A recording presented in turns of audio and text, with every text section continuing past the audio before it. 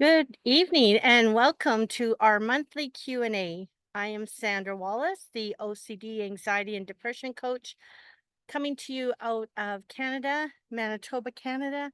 As usual, we love to get together once a month and discuss questions that we may have as it relates to anxiety. Specifically, right now we are on a anxiety topic um, for ongoing because most of us do live with anxiety and can relate to that. So I have provided a slideshow, as we always do each month, on the questions that came in and questions that people have asked me on a one-to-one call or one of my free 15-minute sessions that I offer and will continue to offer people. This is an opportunity for people to get on the phone with me and discuss concerns that they may have as it relates to their mental health. So let's get started. We meet every first Monday of the month, just so it's easier to remember. And so thank you for joining me this evening. I appreciate you being here. I have questions that were sent in as well as questions that I have put in as extras. So if there's something that you need specific questions or answers on, don't hesitate to put it in the chat and we can address it as we go along. Okay, these meetings are very informal and just intended to help educate you so that you are knowledge strong and feel confident that you can overcome whatever it is mentally that you're dealing with. So let's start with, how do you navigate anxiety in situations where you need to travel or be away from home? And this is a great question because since COVID has come into the picture, a lot of people get very anxious about leaving home because they're so used to being there that it can be overwhelming and overstimulating for them. So I like to use the word hypervigilance when people have to go out into the public, especially if they're traveling, and depending how they're traveling, it could be by car or it could be by plane, which may make them more anxious. So navigating anxiety when you do need to travel or be away from your home, although it can be challenging, we'll go over some of the several strategies you can use to manage and reduce the anxiety. So first and foremost, you want to plan ahead. Create a detailed itinerary for your trip, including travel times, accommodations, activities, and knowing what to expect can really help reduce your anxiety so that you're not wondering or being left in the unknown. You've got some idea of what to expect even long before you go. And with some individuals, I actually do exposure response prevention therapy with them and CBT when it comes to this. So we will lay out the plan, the agenda, what it looks like. I've gone as far as having people sit in airplanes, look at pictures of airplanes if that's their fear, or look up where they're going, their destiny is, and study it well. Also, if you can take along some of the things that provide you comfort and make you feel secure, such as your blanket, your book, your photos of loved ones. I also give people in their tool trunk, when we're creating their tool trunk during the 10-week WIN program that I offer, different affirmations and self affirmations that they can laminate and put in their pack sack or their purse or in their vehicle. We also, we talked about researching so it familiarizes yourself with the destination and knowing what services can be available to you.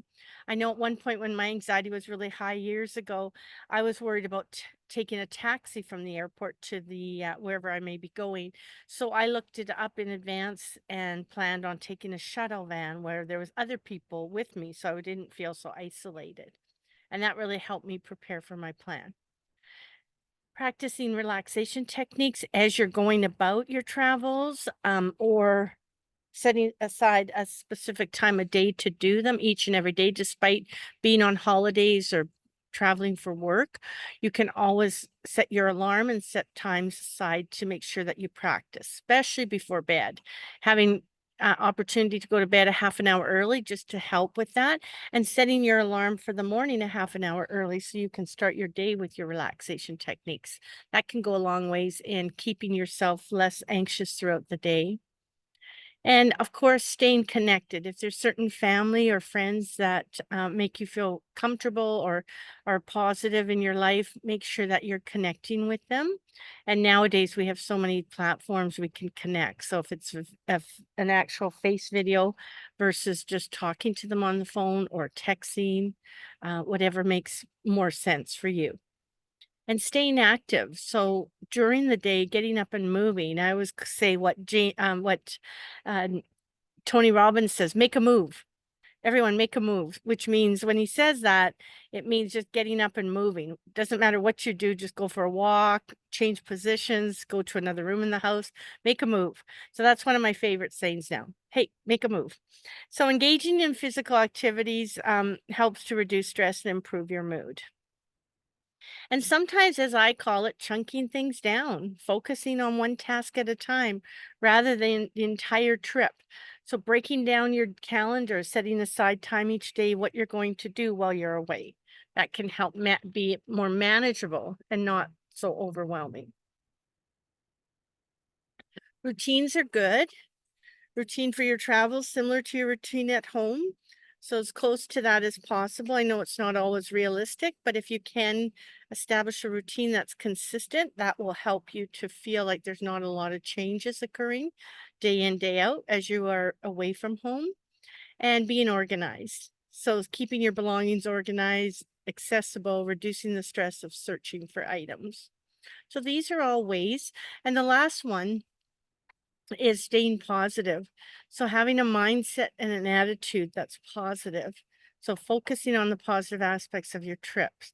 So looking at it like a new adventure, a new experience, learning opportunities, and personal growth. That was a big one for me. I had to feel that I was gaining personal growth by stepping out of my comfort zone and doing things independently for myself and leaving home because I got to the point where my anxiety was so overwhelming that I was confined to my home and I couldn't leave and accept anxiety.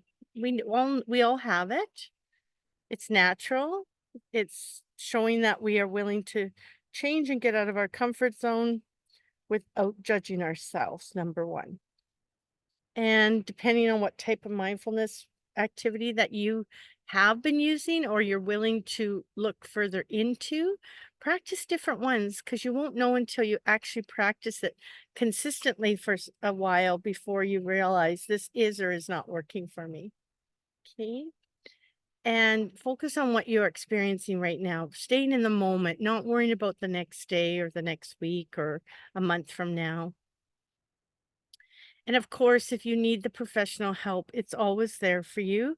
Consider talking to a therapist, a counselor, a coach who can provide strategies and support for managing anxiety.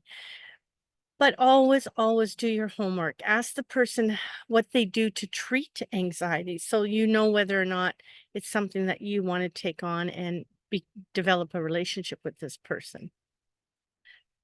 There are times where it's so severe, the anxiety levels, that you will maybe have to consider medication. Now, medication can be a temporary solution as you work on getting better. It sometimes just helps take that little bit of edge off so that you can do the actual therapy that's required to get better. And my therapy that I use with anxiety is CBT, cognitive behavior therapy, and within that therapy is a number 1 technique called ERP, exposure response prevention. And a lot of that information is on my website if you want more information or want to get on a 15-minute call to discuss it further. Now, you also should look at having an emergency plan. And what is an emergency plan? It kind of sounds scary, but it really isn't. An emergency plan, in case your anxiety becomes overwhelming, is helpful. Just like we have a plan in our homes, a fire exit strategy plan for you and your loved ones, should something tragic happen, such as a fire, then everybody knows what to expect and what to do in a case like that. This is no different when it comes to anxiety. It might include knowing where the nearest medical facility is, having a list in your phone. I have a lot of contact lists in my phone, so if there's an emergency, I just have to type in that word or the beginning of that word, and that phone number will come up. because it's a lot easier doing it ahead of time rather than trying to do it in the midst of a crisis. So, for example, suicide hotline, the local ER department, 911, 311, how to different resources in the community like shelters and emergency shelters, quick care clinics, just knowing all that, and knowing coping techniques also that you can use in a crisis to keep your mind and body at a calmer state. So there's a lot. Altogether, there's 15. So by combining these strategies, picking which ones can work, you can create a toolkit for managing anxiety while traveling or being away from home.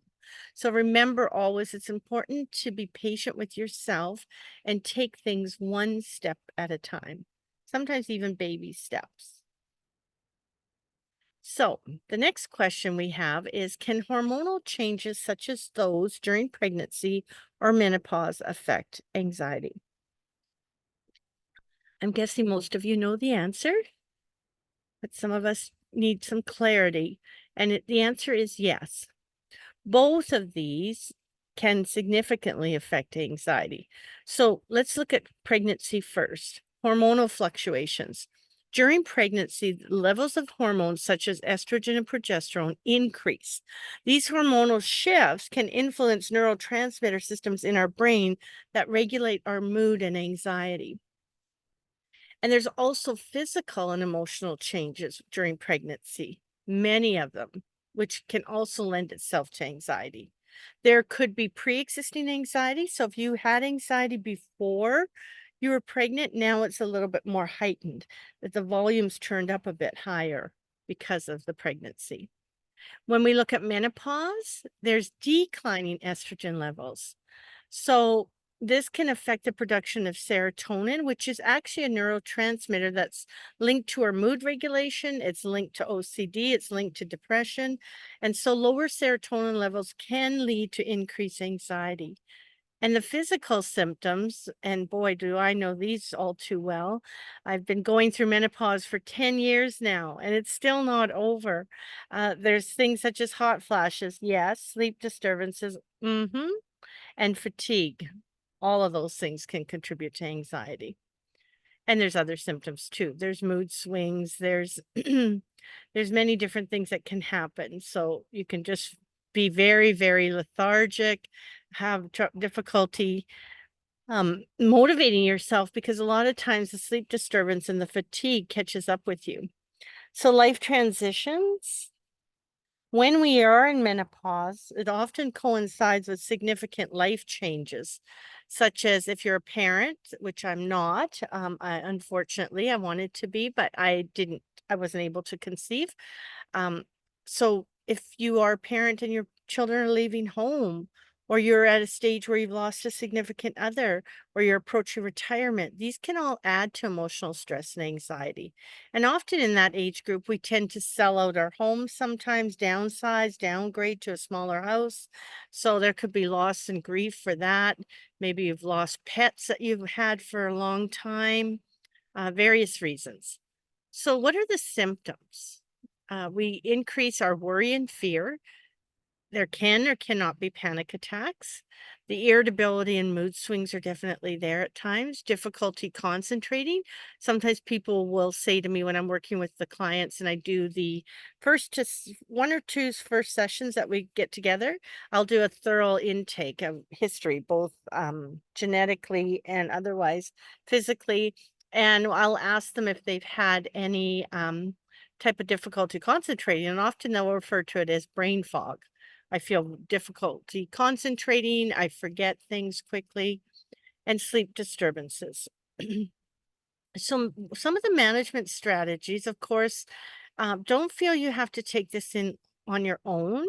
There's many healthcare providers that can provide you appropriate treatment, which can range from talk therapy to CBT. Usually with anxiety, though talk therapy is not enough. I always say that with the three main areas of expertise of mine is depression, anxiety, and OCD, but talk therapy doesn't seem to work in the part of the brain that's affected. So we really have to do some deeper digging and deeper work in the way of CBT and ERP to overcome those three. But that's one type of solution is the therapy and possibly medication combined or hormonal replacement therapy, which is referred to as HRT. Lifestyle changes can help too, just getting out and moving, exercising, changing your position wherever you are, getting into a different environment. So even if you're feeling anxious and moving from outside to inside or vice versa, adequate sleep, stress management techniques, there's many. There's yoga, meditation can also help manage anxiety and support systems. Some people are big advocates of support groups, and others are not comfortable in a group setting. So it might just be that one best friend that you depend on and call on, and you know they'll always be there for you. Or maybe it's a variety of people in your life. They can provide emotional support and reduce feelings of isolation. Because truly, when we are feeling this way, we feel very isolated. So, overall, hormonal changes during pregnancy and menopause can indeed affect your anxiety levels. So, make sure you're getting the appropriate, and I emphasize appropriate professional help. Our next question is, what role does genetics play in anxiety, and is it hereditary? Well, it's not as simple as a yes or no answer. Genetics can play a significant role, and yes, anxiety can be hereditary. There are genetic factors where you are more vulnerable to developing anxiety. It doesn't guarantee, though, doesn't guarantee that you will have anxiety, but you're more prone to it. So, certain genetic variations can predispose individuals to the anxiety disorders, and these variations may affect the function of neurotransmitters. Again, like we talked about serotonin, but also dopamine, which is an additional neurotransmitter that can be affected and cause anxiety of and or the regulation of the brain stress response. There's also the family history.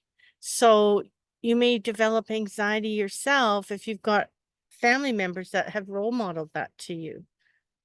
And complex interplay. Genetics can increase susceptibility to anxiety.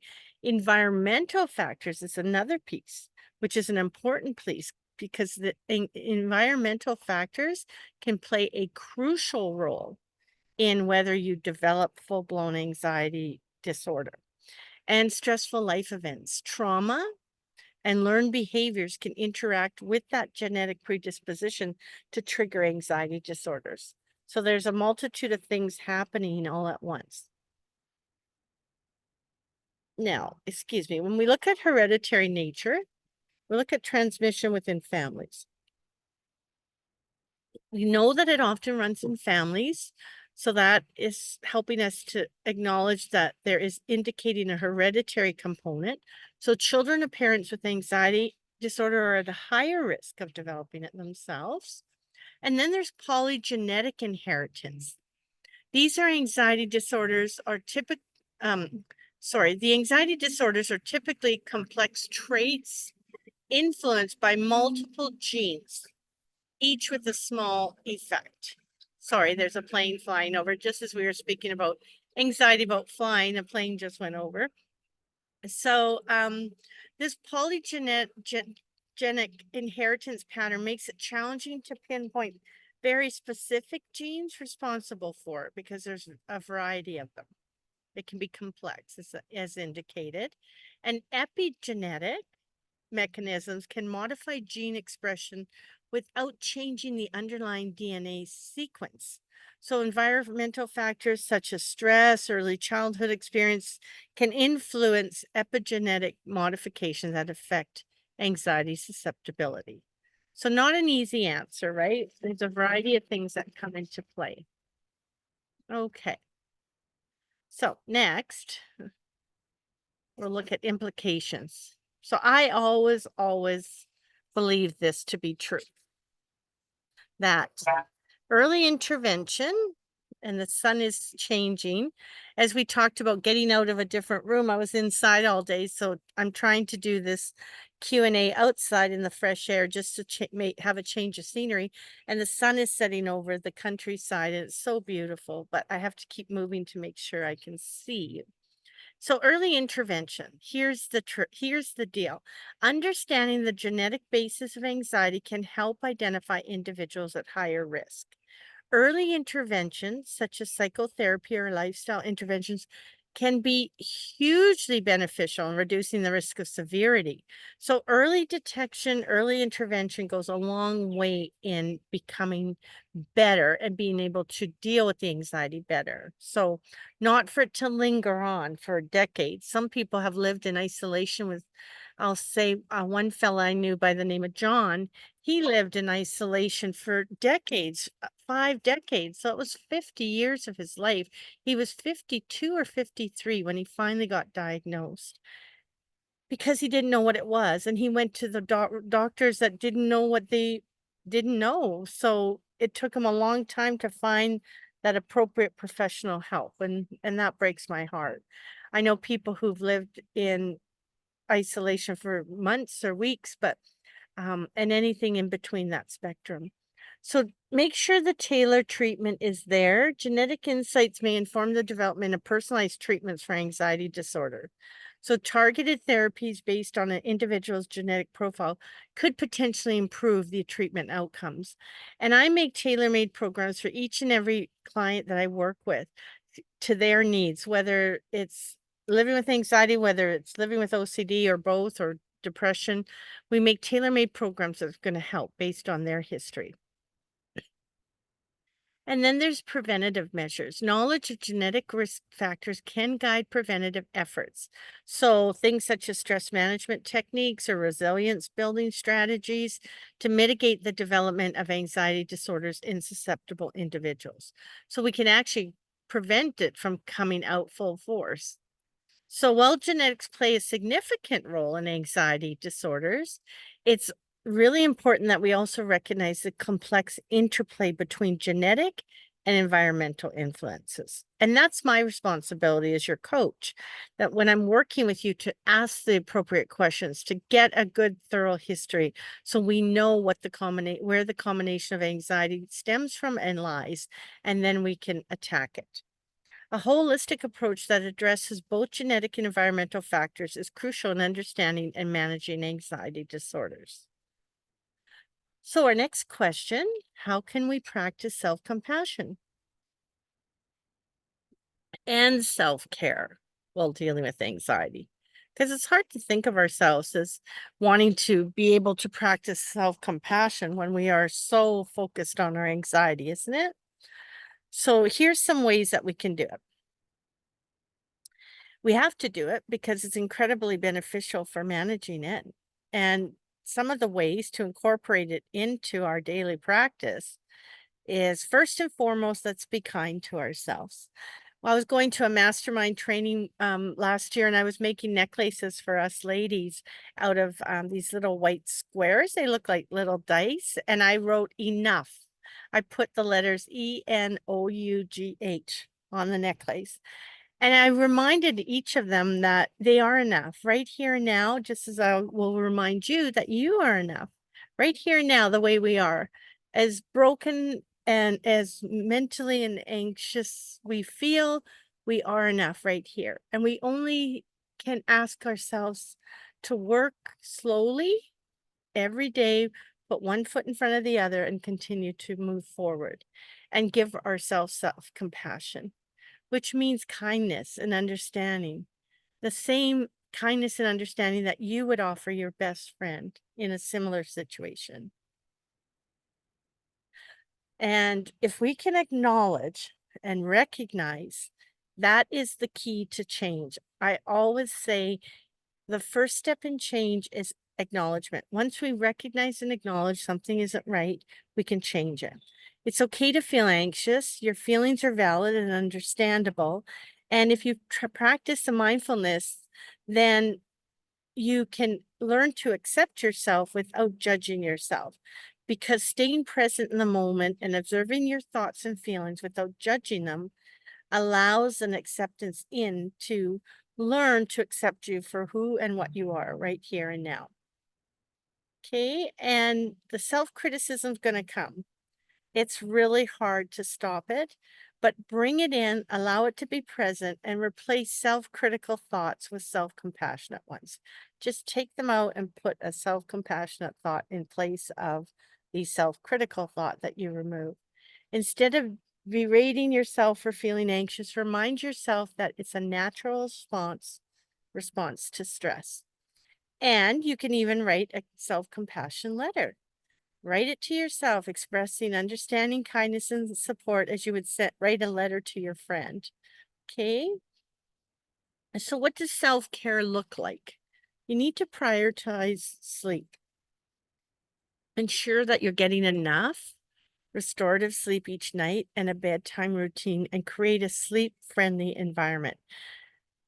Now, that looks different for each person, but I'll tell you what my sleep friendly environment looks like. I have no technology in the room.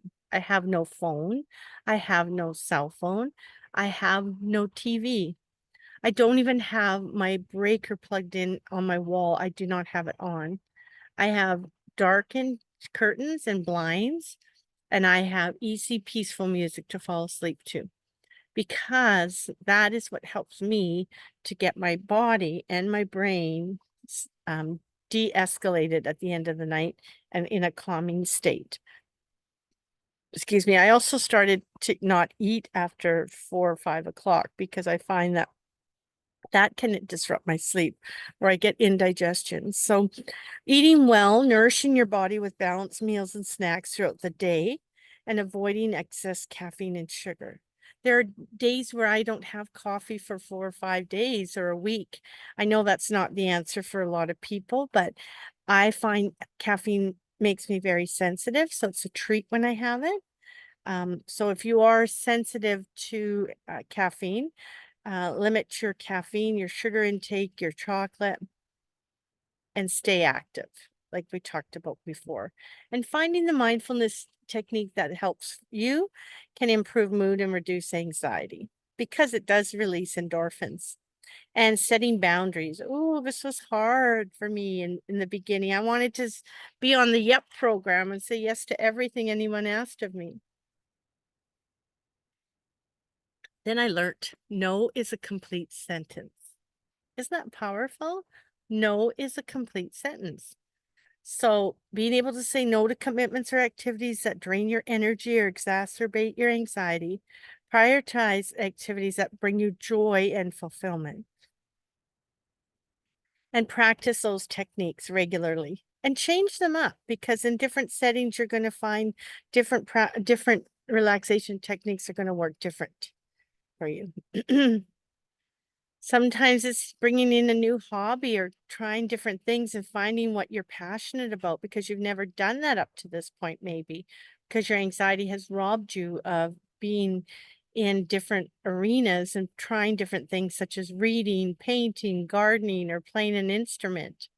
Now, at this time of year in the summer, even kayaking, getting in a canoe club, or going on a bike tour with people, or meeting up at the park and doing hiking trails, connecting with others in whichever way you can, especially people who understand and can validate your experiences.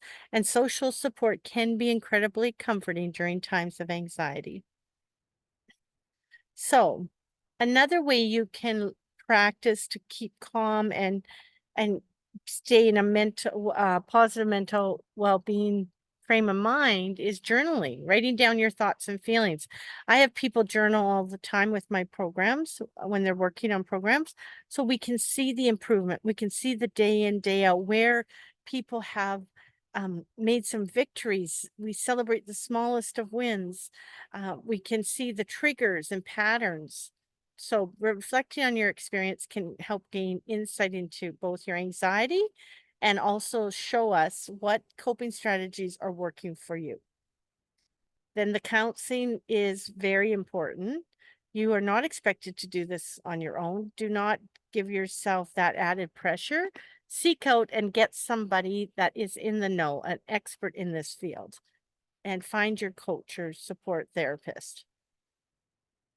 Consistency and patience. Remember that practicing self-compassion and self-care is ongoing process. Be patient with yourself, prioritize consistency rather than perfection. Okay, done beats perfect. Remember that. We don't have to be perfect to get started. We have to just get things done. Done without having to be perfect. Because you know as well as I do that if we wait for the ideal opportunity when everything is out there perfectly, it will never happen. And that's why I started doing videos and started doing the Q&As, and we also have a gathering place once a month at the last Wednesday of the month. We bring in a guest speaker, we have a topic of discussion, and we just talk openly and candidly about that topic and anything else that might be on your mind. So, over time, these practices can become ingrained habits that support your overall well-being and resilience in managing your anxiety. So, having said that, if you're interested in joining our private Facebook, look for us by searching OCD Private Coach. You can follow us on all our social media platforms by searching information about OCD, anxiety, and overall well being, and stay connected and informed on your journey to better mental health. I just show you a couple books that I have out there in case you're interested. This was my first book that reached #1 Amazon bestseller. It's a very small snapshot of CBT and ERP and the values that can come with being able to start overcoming your OCD by using those techniques. And that can be ordered on Amazon in whatever country that you live in. We also have it on our website, as well as my second book that was released, OCD, simply titled OCD, Obsessive Compulsive Disorder. And this was a journey of mine that I shared with the world to let them know and inspire and give people hope that there is life beyond OCD. I now have OCD, but it no longer has me. There is no cure, but we can learn to live alongside of it. And that is exactly what I did. And this book explains all the details from start to finish. And my third book, where I co-authored with some of the best leading experts in the world, my mentors, Nick and Megan Unsworth, and my coach, James Melanchuk. They allowed us to do a little chapter, a little section in the book. There was several of us authors, and this can only be purchased. This can only be ordered on the OCDcoach.com. So this one you can get directly through my website.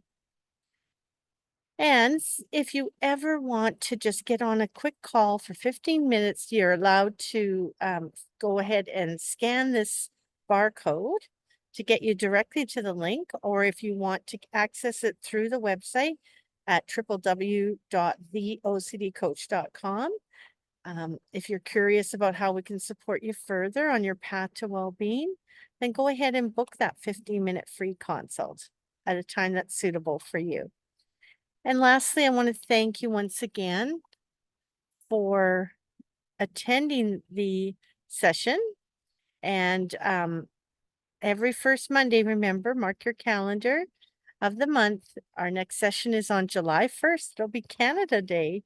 At 6 p.m. always Central Standard Time. And here is the link that we use always to join the program. And the questions, if you want to send your questions here, you just click on that. You can write down that information on the form and send in your questions in advance. But we always like to see you in person if possible. I understand people are busy, but hopefully you're able to check in with us and just come on and listen and say hello, and we can address any questions that you may have. But if you want to send your questions in advance, that is always the option for you as well. So next month is July 1st, Canada Day, will be a Monday, and there'll be definitely lots of fireworks going off throughout the course of that weekend, including Monday. But I hope that you're able to join us for an hour. And I want to thank you again. And if you want more information or want to chat, we're an email away, info@theocdcoach.com. You can always reach out to us, 1-204-295-4408. Please feel free to follow us on Facebook, Instagram, LinkedIn, TikTok, and YouTube. Okay. And until next time, remember you're not alone in this journey. I am here to guide you towards a brighter, less anxious future. I'll meet you there.